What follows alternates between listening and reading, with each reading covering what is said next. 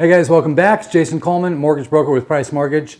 Question today, is the VA loan a terrible loan? 100% financing in a declining market here in Phoenix, Arizona. Would you be willing to do a VA loan or a down payment assistance on a declining market? Now, from June to July, we saw a 9.6% price decrease here in the Valley. So Dave Ramsey says the VA loan is a terrible loan. So, you have the funding fee, whether it's first time use or second time use, that makes a difference. So if it's second time use, it's 3.6% they're going to tack on to the end of your loan, no matter what you do, unless you have some type of disability income from the VA, say like 10% or, from 10 to 100% disability. Which, if you do, then you don't have to worry about that, but you're still financing 100% in a potentially declining price and declining value market. So I want to hear your thoughts on it. Here's what Dave Ramsey has to say. Let's check it out. I mean, VA loans, it's not a great option. I mean, there's so much with the fees, everything that is in that. It makes it a difficult mortgage. And between FHA, VA, and conventional, it's the most expensive, unless you are disabled. If you're a fully disabled veteran, then they waive a lot of the fees and stuff, but it's not a good deal for you.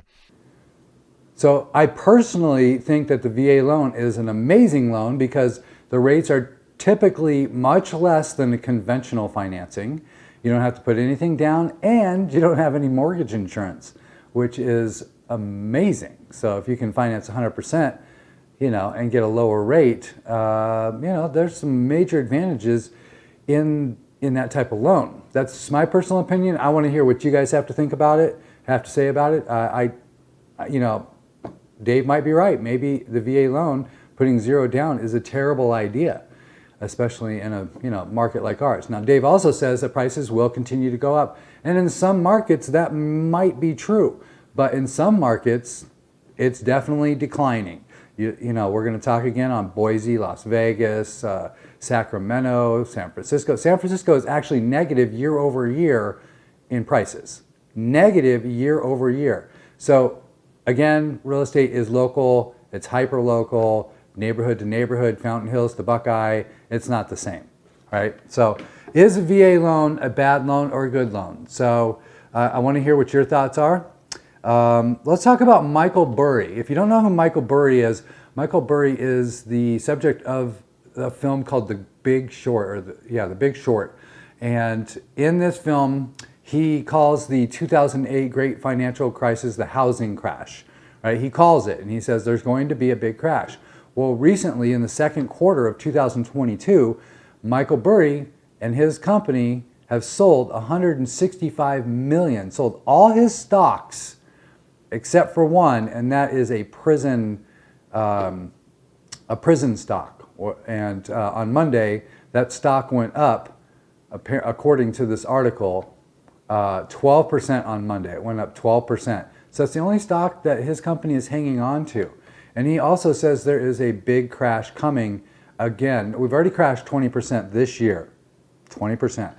And he's calling for another crash, and obviously he's putting his money where his mouth is with his firm and sold all his shares. I'm talking Google, I'm talking Apple, everything. He sold everything. And we know this because it's public disclosure. When you're dealing with this kind of money, you have to report it. So that I found that was pretty interesting. What are your thoughts? Is the stock market got another 20, 30, 40% to go down? There are some economists calling for the stock market to plunge from the November, January highs 85% from those highs. So it's already tanked 20. Do we have another 60 to go? That's the question. What are your thoughts on that? And here's the last thing I want to touch on. Are you paying attention to China's real estate? So China is going through this huge real estate bubble. And in China, you have to start making mortgage payments before your home is built. So they have locked out depositors from the banks. And so in retaliation, the people that with the mortgages are not making their mortgage payments. This is a $7.7 trillion problem now for China. Now, China is the bank. You know, it's a communist country, and they can print more money however they want. But at the end of the day, how does this affect you and me? Well, in the Evergrande debacle of $300 billion, where they're not making their interest payments, we have investors from the U.S.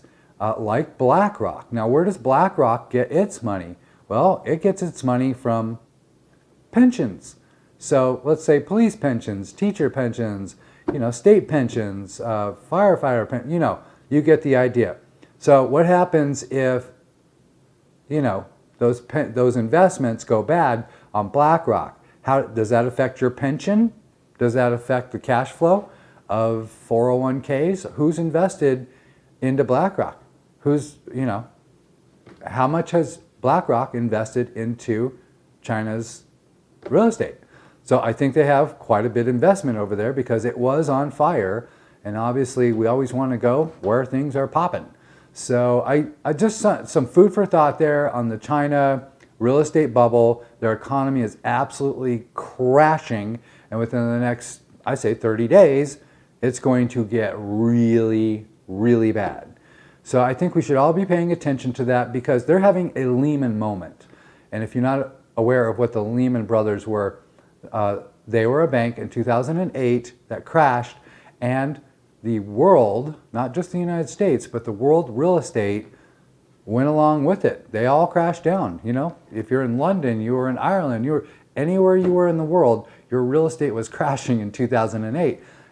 And this China bubble could affect everyone worldwide, since you know how much we get from imports from China. So they're still doing lockdowns, and they're still rolling tanks in front of banks because of protesters. I don't know if you go back on China's previous protesting where they rolled out tanks and they killed thousands of citizens on the protests, thousands of citizens. So China is not a place, China is not our friend, and China is having some really bad financial issues right now. It's a huge bubble, and we all need to be paying attention to that. But Michael Burry, yeah, that's a big one. If he sold $165 million worth of stocks just last quarter, that's something we should all be paying attention to. So I want to get your thoughts on the VA loan. Is a VA loan a good loan or not a good loan? Is financing 100% of your house a good idea or a bad idea? If you're in your 50s or 40s and you're still financing 100%, you know, I think you should have built up some equity by now and be able to have a down payment on your home. But if you're in your 20s or in your early 30s, you know, things could go sideways and you could still recover. But in your 50s or 60s, if you're using that VA loan, that could be another story. I definitely want to hear your thoughts. I appreciate your time, and hopefully this was engaging content today. If you found value in it, please like, subscribe to the channel, and until next time,